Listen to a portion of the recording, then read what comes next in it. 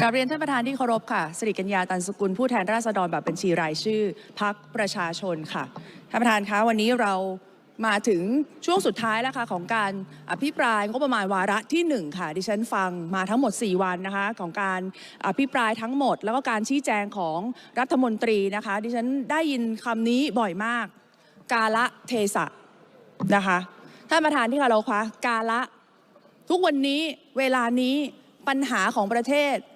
ท่านก็พูดแล้วนะคะหลายคนก็พูดกันซ้ำไปซ้ำมาแล้วว่าปัญหาตอนนี้มันคือปัญหาเศรษฐกิจปัญหาปากท้องนะคะท่านก็บอกว่าโอ้ยงบประมาณเนี่ยมันน้อยมาก 3.78 ล้านมันน้อยนะคะเงินที่อื่นมันมีเยอะแยะใช่ค่ะงบมันน้อยไงคะมันเลยก็ต้องใช้อย่างคุ้มที่สุดมันต้องไปเหนี่ยวนำการลงทุนภาคเอกชนให้มันเกิดมันต้องไปเสริมโครงสร้างเศรษฐกิจที่มันอ่อนแอให้มันแข็งแกร่งขึ้นแถมยังต้องเตรียมไว้รับมือกับวิกฤตเศรษฐกิจการค้าอีกเราเลยต้องพยายามหาเงินช่วยค่ะท่านประธานเราเลยต้องพยายามหาเงินช่วยแต่หาเท่าไหร่เนี่ยมันเหมือนถังที่มันมีรูรั่วเพราะว่าคอร์รัปชันมันก็เลยต้องอภิปรายเพื่อที่จะเตรียมที่จะตัดงบประมาณที่มันสุ่มเสี่ยงต่อการคอร์รัปชันตรงไหนที่มันลดแล้วจะทำให้การโอกาสที่มันจะเกิดการกินหัวคิวกันน้อยลงทำไมเราจะพูดไม่ได้ฉันงงอะไรว่าทำไมถึงสับสนว่านี่มันคือการอภิปรายไม่ไว้วางใจยังไม่ได้พูดถึงรัฐมนตรีคนไหนสักคำท่านประธานที่เคารพคะปัญหาเศรษฐกิจตอนนี้ไม่ต้องพูดแล้วประชาชนพูดให้หมดแล้วว่าปัญหาเขาเนี่ยมันเยอะมากแค่ไหนเกษตรกรต้องเจอกับราคาสินค้าแบบไหนไม่ต้องพูดกันแล้วว่านี่ครัวเรือนมันท่วมหัวขนาดไหนมาดูกันดีกว่าว่ารัฐบาลเนี่ยได้เตรียมอะไรไว้แก้ปัญหาพวกเขาไว้บ้างและนี่อย่าคิดนะว่าสงครามการค้าเนี่ยมันจะจบง่ายๆ3 วันก่อนเนี่ยเรายังดีใจอยู่เลยที่ศาลชั้นต้นนะคะ Federal Trade Court เนี่ย International Court of International Trade นะคะได้มีคำสั่งระงับการขึ้นภาษีไปดีใจได้แป๊บเดียวก็ต้องยิ้มแห้งค่ะเพราะว่าศาลอุทธรณ์ก็เบรกการระงับขึ้นภาษีไปแล้วก็กลับมาขึ้นภาษีต่อเหมือนเดิมแล้วถึงจะสิ้นสุดกระบวนการไปจนถึงศาลสูงหรือว่าสุพรีมคอร์ตก็ไม่จบง่ายๆอีกเพราะว่าทรัมป์นี่ยังมีไพ่อีกหลายใบที่จะใช้ในการขึ้นภาษีได้ท่านประธานดูเซสชั่น122นะคะถึงแม้ว่าจะไม่เคยทำมาก่อนนะคะแต่ว่าสามารถให้อำนาจประธานาธิบดีเนี่ยที่จะขึ้นภาษีได้ทันที 15%หรือจะใช้เซกชัน232นะคะก็คือที่ใช้อยู่ตอนนี้แล้วก็ยังมีผลอยู่ที่ใช้กับเหล็กอลูมิเนียมรถยนต์เนี่ยที่ต้องขึ้นภาษีอยู่ 25%หรือจะใช้เซกชัน301ที่เคยใช้กับจีนมาเมื่อตอนทรัมป์เวอร์ชัน 1.0 ก็ทำได้ดังนั้นเนี่ยความไม่แน่นอนนี่ยังมีอยู่สูงมากสงครามการค้าเนี่ยมันไม่จบง่ายๆแน่ๆเหตุการณ์เลวร้ายที่สุดที่อาจจะเกิดขึ้นก็คือเศรษฐกิจเนี่ยอาจจะโตแค่ 1.3 ในปีนี้แล้วก็จะเลวร้ายขึ้นอีกในปีหน้าคือปี 69 เหลือ 1% แต่เหตุการณ์ที่ดีที่สุดถึงแม้ว่าสงครามการค้าจบได้ด้วยดีไม่มีการขึ้นกำแพงภาษีอีกแล้วก็ใช่ว่าเศรษฐกิจไทยมันจะดีกำลังถูกซัดด้วยพายุเศรษฐกิจของแท้เนี่ยจากภายนอกที่เข้ามากระแทกเนี่ยเศรษฐกิจภายในก็อ่อนแอขนาดนี้แล้วมาดูกันว่างบ69เนี่ยมันหน้าตาเป็นยังไงท่านบอกว่าจัดงบ69ใหม่ไม่ทัน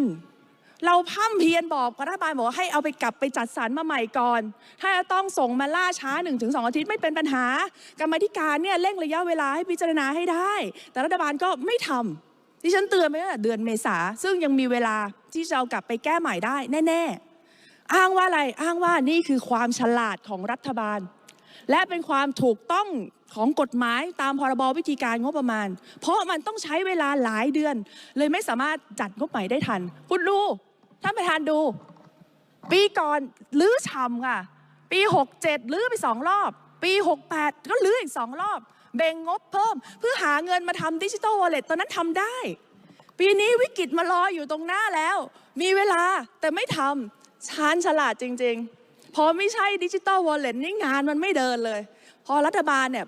ไม่ได้ส่งโครงการมาใหม่นะคะก็คือไม่ได้มีแก้ไขอะไรโครงการมันยังเป็นหน้าตาแบบเดิมเนี่ยมาถึงสภาเนี่ยมันแก้อะไรแทบไม่ได้แล้วมันเพิ่มโครงการใหม่ไม่ได้แล้วสภาไม่มีสิทธิ์เพิ่มโครงการอะไรใหม่แล้วทีเนี้ยจะทำยังไงท่านบอกว่าท่านจัดงบยืดหยุ่นแบบกระจายไปดูกันงบที่มันจะยืดหยุ่นได้มากที่สุดงบกลางมีรายการกระตุ้นเศรษฐกิจอยู่งบกลางน้อยงบกลางน้อยลงนะคะปี68 187,700 ล้านบาทปีนี้เหลือ 25,000 ล้านบาทยืดหยุ่นแบบกระจายแต่ KPI เหมือนเดิมเป๊ะ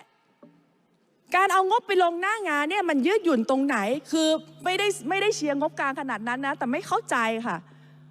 ว่ามันยืดหยุ่นยังไงถ้ามันไม่ได้มีโครงการรองรับอยู่คิดได้อย่างเดียวก็คือจะปล่อยผี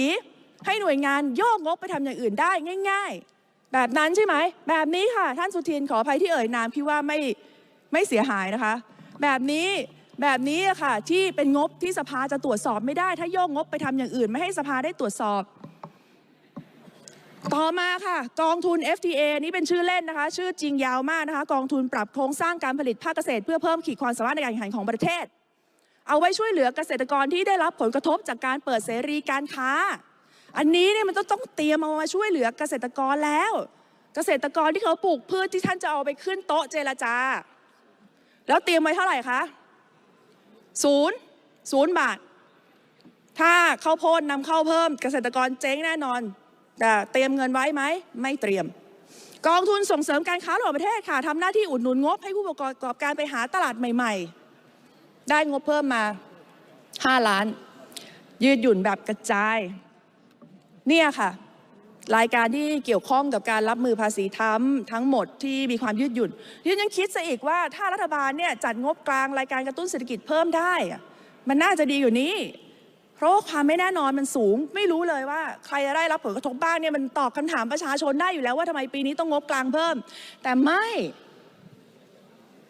ทีนี้มาดูงบกระตุ้นเศรษฐกิจกันนะคะว่า 25,000 ล้านบาทเอาไว้ทำอะไรในข่าวคาดแดงไม่มีนายกรัฐมนตรีไม่เอ่ยถึงรัฐมนตรีไม่พูดเลยแต่มันมาค่ะอยู่ในเอกสารงบประมาณฉบับนี้ค่ะเรียกว่าเอกสารงบประมาณฉบับประชาชนเล่มนี้ดีมากนะคะประชาชนควรอ่านนะคะทำดีมากสสก็ควรอ่านนะคะทั้งฝ่ายค้านฝ่ายรัฐบาล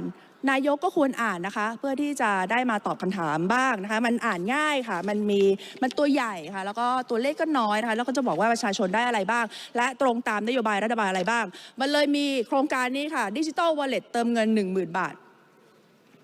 โครงการโปรดของดิฉันเลยมาแน่ๆค่ะปี69ถ้ารัฐมนตรีมองใหญ่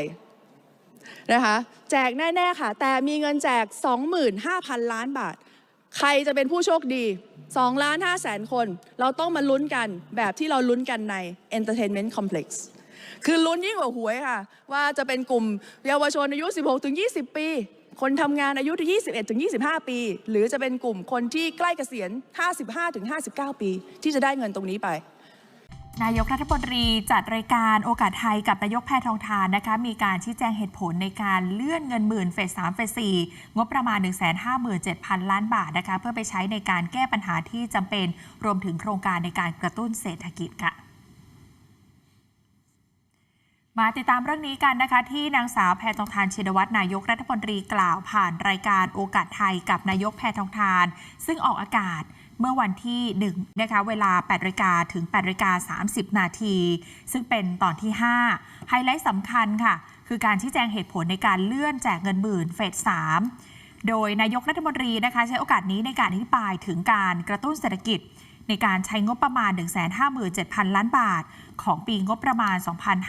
2568 ซึ่งจัดสรรเพื่อการลงทุนกระตุ้นเศรษฐกิจในทุกมิติโดยเฉพาะโครงสร้างพื้นฐานสำคัญของประเทศไม่ว่าจะเป็นการจัดการน้ำการพัฒนาเส้นทางคมนาคมการปรับปรุงแหล่งท่องเที่ยวให้มีความปลอดภัยสวยงามและดึงดูดนักท่องเที่ยวได้มากยิ่งขึ้นเพื่อวางรากฐานเศรษฐกิจที่แข็งแรงและยั่งยืนค่ะ ทำไมถึงต้องเลื่อนเราเนี่ยตั้งใจว่าเราจะทำดิจิทัลวอลเล็ตเฟส3เนี่ยนะคะให้เป็นรูปแบบของดิจิทัลจริงๆเลยนั่นคือเหตุผลแรกที่จะทำเนี่ยเพื่อการกระตุ้นเศรษฐกิจแล้วก็เพื่อให้ประชาชนเข้าใกล้กับเทคโนโลยีมากยิ่งขึ้น